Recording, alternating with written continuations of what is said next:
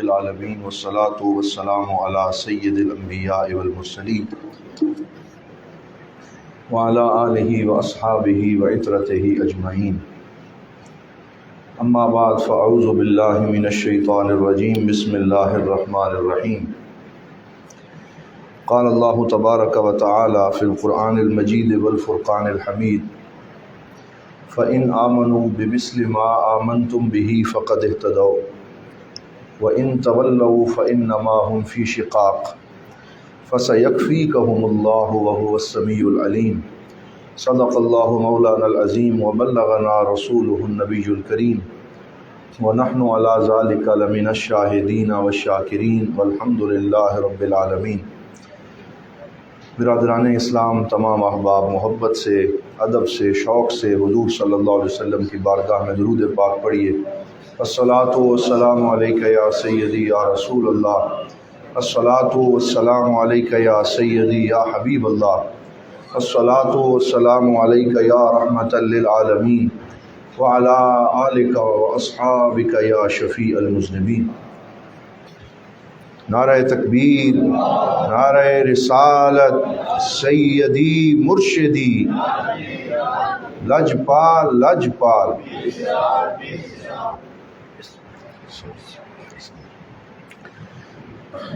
تشریف رکھیں۔ بسم اللہ الرحمن الرحیم۔ حضرات محترم، اللہ رب العزت کے فضل و کرم سے ہم سب مسجد امیر السالکین رحمۃ اللہ تعالیٰ علیہ کے پرنور ماحول میں جمعۃ المبارک کے اس اجتماع میں حاضر ہیں۔ دعا ہے اللہ رب العزت ہماری یہ حاضری اپنی بارگاہ میں قبول و منظور فرمائے۔ آج آپ کی خدمت میں قرآن حکیم کی جو آیہ کریمہ پڑھنے کا شرف حاصل کیا ہے، اس میں اللہ رب العزت نے اپنے پاک نبی صلی اللہ علیہ وآلہ وسلم کے صحابہ کرام کے ایمان کو معیار ایمان قرار دیا اور ارشاد فرمایا فَإِنْ آمَنُوا بِمِثْلِ مَا آمَنْتُمْ بِهِ فَقَدِ اهْتَدَوْا، کہ اگر یہ لوگ ویسے ایمان لائیں جیسے حضور صلی اللہ علیہ وسلم کے صحابہ اپنے پاک نبی صلی اللہ علیہ وسلم پہ ایمان لائے تو پھر یہ ہدایت پا گئے۔ وَإِنْ تَوَلَّوْا فَإِنَّمَا هُمْ فِي شِقَاقٍ، اور اگر انہوں نے اس ایمان سے لیت و لعل سے کام لیا اور اس معیار پہ پورے نہ اترے اور ان کے نقش قدم پہ نہ چلے تو پھر یہ آپس میں کشمکش کا شکار رہیں گے،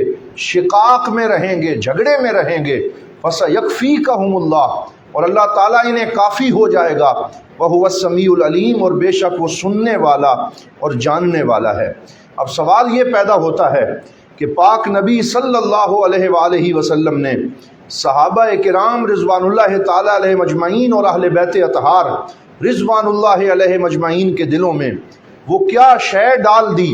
اور ان کی کیسے تربیت فرمائی کہ وہ تھوڑے سے عرصے میں سب کچھ حضور کے قدموں پہ قربان کرنے پہ تیار ہو گئے، اپنے گھر بھی قربان کیے اور اپنی ساری زندگی کو حضور صلی اللہ علیہ وآلہ وسلم کے اشارہ ابرو کے مطابق گزار دیا۔ تو وہ کون سی چیز تھی جو حضور صلی اللہ علیہ وسلم نے ان کے دلوں میں راسخ فرمائی؟ بقول حفیظ جالندری، ایک عرب نے آدمی کا بول بالا کر دیا، خاک کے ذروں کو ہم دوشے سریا کر دیا، خود نہ تھے جو راہ پر اوروں کے ہادی بن گئے، کیا نظر تھی جس نے مردوں کو مسیحا کر دیا۔ وہ لوگ جو بھٹکے ہوئے تھے، جن کو زندگی کے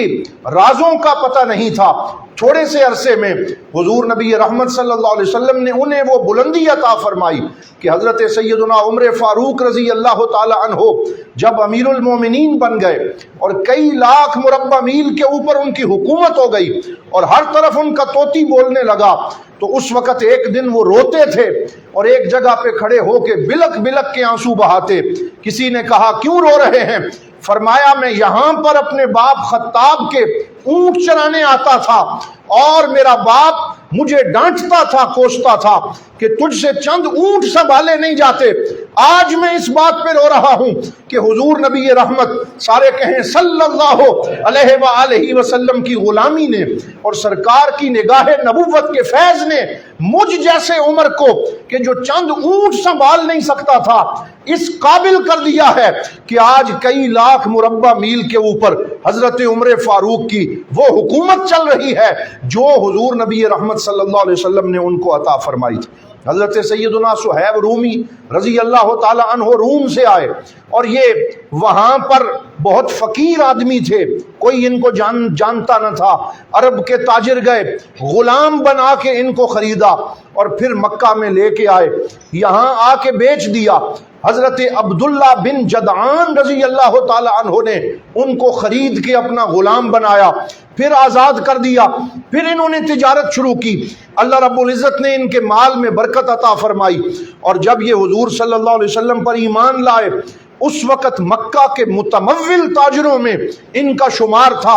اور بہت زیادہ ان کی ریل پیل تھی، دولت کا کوئی حساب و شمار نہ تھا۔ اور جس وقت ہجرت کا وقت آیا اور انہوں نے ہجرت کا فیصلہ کیا تو یہ لدے ہوئے 15 اونٹوں کے ساتھ مکہ مکرمہ سے نکلنے لگے۔ وہ اونٹ ان کے زیورات کے ساتھ، جواہرات کے ساتھ، طرح طرح کے اموال سے لدے ہوئے اونٹ تھے۔ تو مکہ کے کافر جو ہے وہ سرحد پہ جمع ہو گئے اور انہوں نے کہا ہم آپ کو مکہ سے نکلنے نہیں دیں گے۔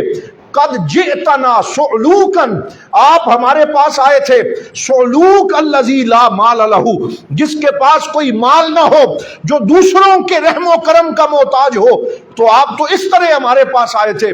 کوئی پیسہ آپ کے پاس نہیں تھا، یہ سارا مال آپ نے مکہ کے اندر تجارت کرتے ہوئے کمایا، اس لیے ہم آپ کو یہ مال یہاں سے لے کر جانے نہیں دیں گے۔ آپ نے کہا میں نے اپنی محنت سے کمایا ہے اور میں نے اس کے اندر کوشش صرف کی ہے، تم اس کو کیوں لیتے ہو؟ تو وہ کہنے لگے نہیں، اگر آپ جانا چاہتے ہیں تو یہ مال چھوڑنا پڑے گا۔ کتنا مشکل تھا پوری زندگی کی جمع پونجی کو چھوڑ کے جانا، اور اگر آپ ہجرت نہ بھی کرتے پھر بھی مسلمان رہتے اور مکہ مکرمہ کے اندر مقیم رہتے، لیکن پھر ہجرت کا ثواب نصیب نہ ہوتا، سرکار دو عالم صلی اللہ علیہ وسلم کی صحبت سے محروم رہتے اور مدینہ منورہ میں کوئی کردار ادا نہ کر سکتے۔ انہوں نے وہیں کھڑے کھڑے فیصلہ کیا، فرمایا یہ سارا مال تم رکھ لو،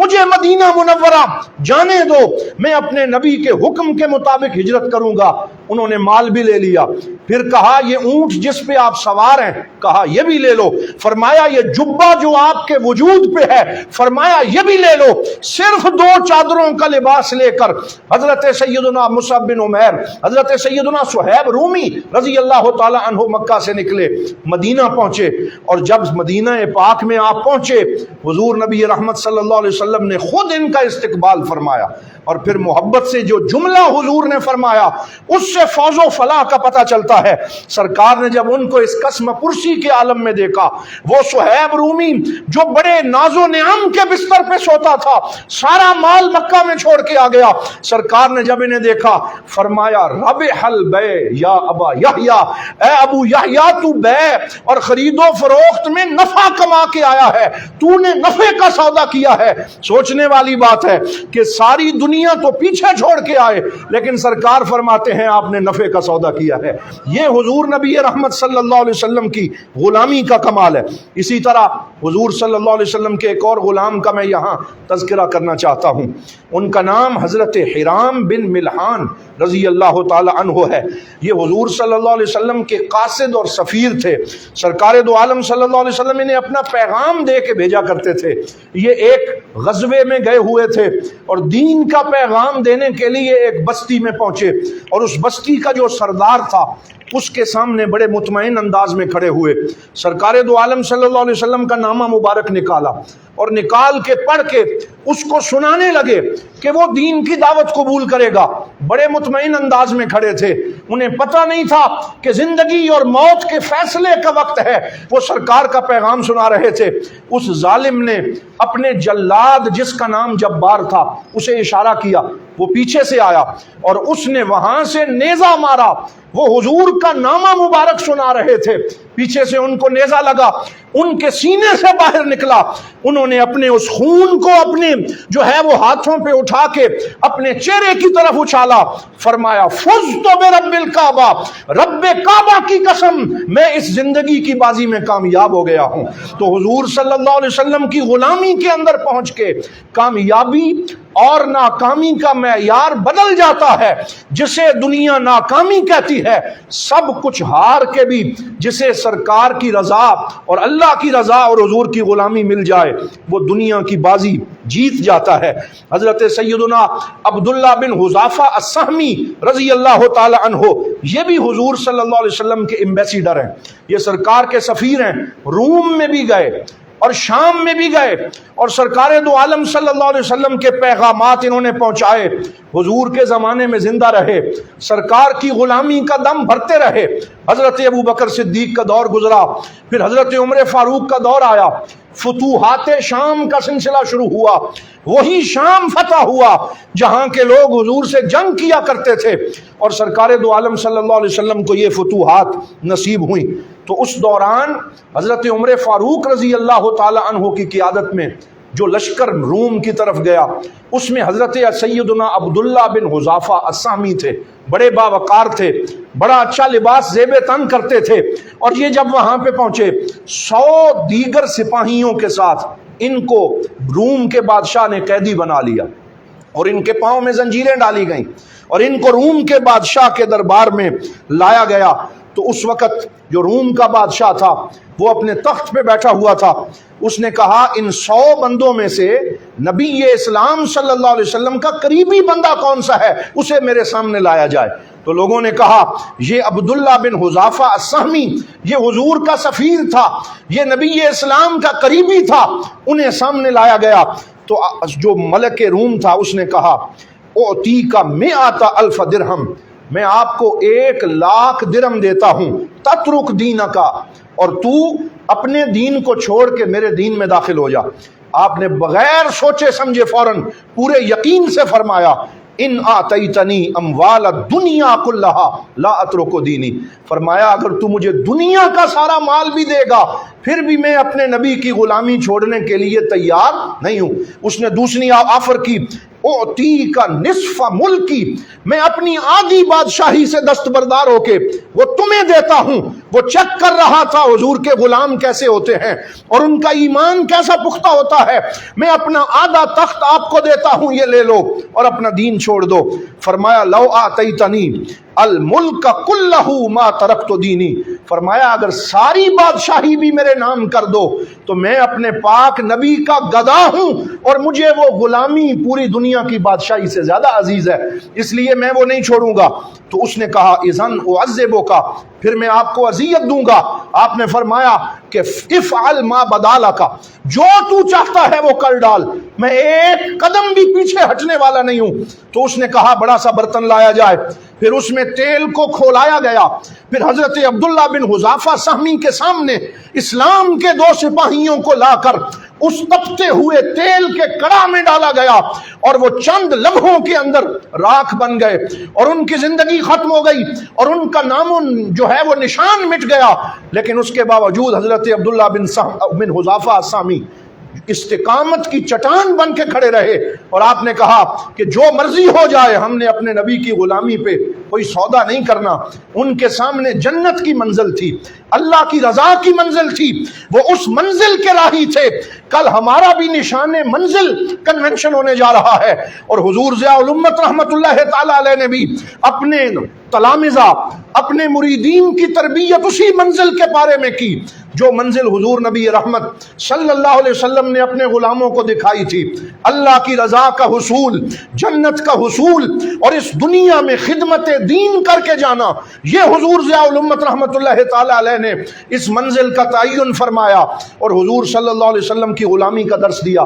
تو حضرت عبداللہ بن حذافہ السہمی کو جب بالکل وہ استقامت سے کھڑے رہے تو ظالم بادشاہ نے کہا کہ ان کو پکڑ کے اب اس کڑا میں ڈالا جائے اور ان کی زندگی کا خاتمہ کیا جائے. جب انہیں اس میں ڈالنے لگے تو آپ کی آنکھوں سے آنسو آ گئے, آپ رونے لگے. تو وہ کہنے لگا رک جاؤ، میں نے جو کوشش کی تھی میں کامیاب ہو گیا، میں اس کو ڈرانے میں کامیاب ہو گیا، دیکھو اب یہ رو رہا ہے، اب یہ اپنی زندگی کے خوف میں مبتلا ہو گیا ہے، واپس میرے سامنے لاؤ۔ لایا گیا، کہا بس اتنی سی بات تھی، اب جب اپنی زندگی ختم ہوتے ہوئے دیکھی تو آپ رونے لگ پڑے، تو اب تو ڈر گئے ہو، تو آپ کا جملہ سنیں، یہ محمد عربی صلی اللہ علیہ وسلم کے غلاموں کی شان ہے۔ آپ نے فرمایا بکیتو لأن لی نفسا واحدا ستخرج فی سبیل اللہ، فرمایا میں تو اس لیے رویا ہوں، میں دنیا اور زندگی کے خوف سے نہیں رویا، اس لیے رویا ہوں کہ میری تو صرف ایک جان ہے جو اللہ اور اس کے رسول کی راہ میں جا رہی ہے، اور اتمنا ان یکون لی بعدد شعر جسدی نفوسا، میں یہ تمنا کرتے ہوئے رو رہا ہوں کہ کاش میرے جسم پہ جتنے بال ہیں اتنی میری جانیں ہوتی اور میں آج ایک ایک کر کے اپنے نبی کے قدموں پہ نثار کر دیتا اور انہیں قربان کر دیتا۔ میں تو یہ سوچ کے رو رہا ہوں کہ صرف ایک جان ہے جسے قربان کر رہا ہوں، کروں تیرے نام پہ جاں فدا، نہ بس ایک جاں دو جہاں فدا، دو جہاں سے بھی نہیں جی بھرا، کروں کیا کروڑوں جہاں نہیں۔ وہ کمال حسن حضور ہے کہ گمان نقص جہاں نہیں، یہی شمع خار سے دور ہے، یہی پھول خار سے دور ہے، یہی شمع ہے کہ دھواں نہیں۔ یہ حضور نبی رحمت صلی اللہ علیہ وسلم کے غلاموں کی شان ہے۔ اور یہاں میں یہ عرض کرنا چاہتا ہوں کہ حضور نبی رحمت صلی اللہ علیہ وسلم نے صحابہ کرام کو اللہ کی رضا اور جنت کی یہ منزل جو ہے وہ بالکل ایک تصویر کی طرح واضح کر کے دکھا دی تھی۔ آپ صحابہ کرام سے فرماتے تھے ما بین بیتی و منبری روضۃ من ریاض الجنہ، یہ جنت کا شوق دلانے کے لیے اور اللہ رب العزت کی رضا کا شوق دلانے کے لیے آپ فرماتے میرے منبر اور میرے گھر کے درمیان جو جگہ ہے یہ اس زمین کا ٹکڑا نہیں ہے، یہ جنت کا ٹکڑا ہے، جہاں میرے قدم لگتے ہیں، جہاں میں نے اپنے صحابہ کی تربیت کی ہے، اللہ رب العزت نے اس زمین کے ٹکڑے کو جنت کا حصہ بنا دیا ہے۔ صحابہ کرام جب اس میں چلتے تھے تو اس یقین کے ساتھ چلتے تھے کہ ہم اس دنیا میں جنت کا مزہ لے رہے ہیں۔ اور حضور صلی اللہ علیہ وسلم کے جو انصاری صحابہ ہیں، آخر میں ایک روایت ان کی وہ سنانا چاہتا ہوں جو حضور ضیاء الامت رحمۃ اللہ تعالی علیہ نے ضیاء النبی شریف میں لکھی ہے کہ جب بیعۃ العقبہ الثانیہ یہ ہوئی، یہ دوسری بڑی بیعت تھی جس میں یثرب کے لوگوں نے آ کے حضور صلی اللہ علیہ وسلم کے دستے حق پرست پہ بیعت کی۔ یہ 72 یا 73 افراد تھے اور یہ سارے حضور صلی اللہ علیہ وسلم ایک پہاڑ کے دامن میں بیٹھ کے ان سے بیعت لے رہے تھے، اور حضرت عباس رضی اللہ تعالیٰ عنہ اور حضرت سیدنا ابو بکر صدیق اور حضرت عمر پہرا دے رہے تھے کہ کوئی دشمن قریب نہ آ جائے، اور ان حالات میں وہ بیعت لی جا رہی تھی۔ تو اس وقت وہ انصاری کہنے لگے اطلب لنفسک ولربک یا رسول اللہ،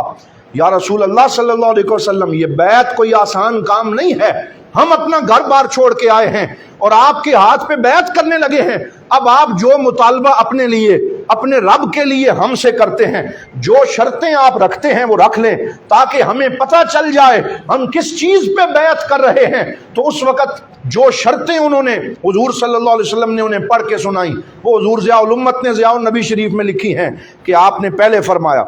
اطلب لنفسی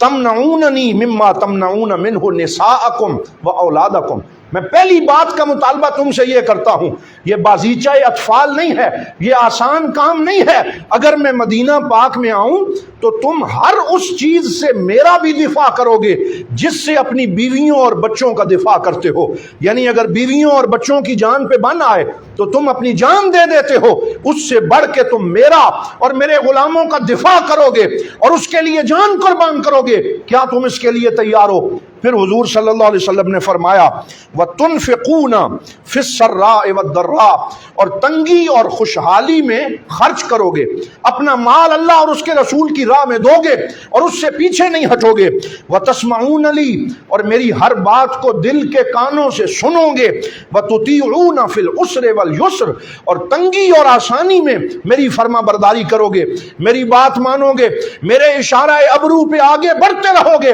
اور تمہارا قدم پیچھے نہیں ہٹے گا۔ وہ یہ سنتے رہے۔ پھر ان میں سے ایک بندہ اٹھا، اس نے کہا یا رسول اللہ اگر ہم یہ کام کریں ہمیں کیا ملے گا اور اس کا ریٹرن کیا ہوگا؟ تو حضور صلی اللہ علیہ وسلم نے فرمایا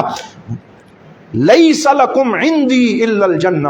فرمایا تم اگر یہ کام کرو گے تو میرے پاس اس کا کوئی اور بدلہ نہیں ہے سوائے یہ کہ اللہ کی جنت تمہارا انتظار کر رہی ہے، اور جنت کی بہاریں تمہارا منتظر ہوں گی، تمہیں جنت ملے گی، تمہیں رب کی رضا ملے گی، اور تمہیں آخرت کے اندر اس کا بدلہ اور انعام دیا جائے گا۔ تو وہ کہنے لگے ربح البیع، یہ بڑے نفع کا سودا ہے، ہم یہ سودا کرنے کے لیے تیار ہیں۔ لیکن حضور ضیاء الامت رحمۃ اللہ تعالی علیہ فرماتے ہیں جو ان میں سے سب سے چھوٹا صحابی تھا اور جو مدینہ پاک سے آیا تھا، ان کا نام حضرت اسعد ابن زرارہ رضی اللہ تعالیٰ عنہ تھا۔ وہ اٹھ کے کھڑے ہو گئے، کہا انصاریوں میرے بھائیوں ٹھہر جاؤ، اتنی جلدی نہ کرو، اور ہاتھ اپنا آگے کر لیا، کہا تمہیں پتہ ہے تم کس چیز پہ بیعت کرنے لگے ہو؟ تم کہہ رہے ہو ربح البیع، تمہیں پتہ ہے تم کیا سودا کرنے لگے ہو؟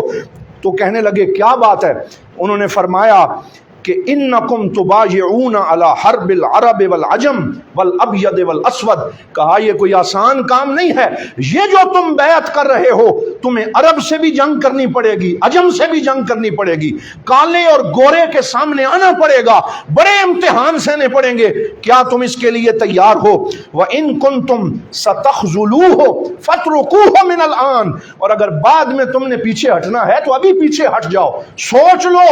اور یہ شہادت گہے الفت میں قدم رکھنا ہے۔ لوگ آسان سمجھتے ہیں مسلمان ہونا، یہ آسان نہیں ہے، یہاں جان کی بازی ہارنی پڑے گی، بچوں کی قربانی دینی پڑے گی، اور مال و زر کو حضور کے قدموں میں رکھنا پڑے گا، تن من دھن کو قربان کرنا پڑے گا۔ اگر اس کے لیے تیار ہو تو آگے آؤ، سوچ سمجھ کے آگے آؤ، پھر پیچھے ہٹنے کا کوئی موقع نہیں ہوگا۔ وہ آگے بڑھے اور اپنے سارے لوگوں کے ساتھ حضرت اسد ابن زرارہ کے ہاتھ کو پیچھے ہٹایا، کہا ہم نے سوچ لیا، ہم نے فیصلہ کر لیا،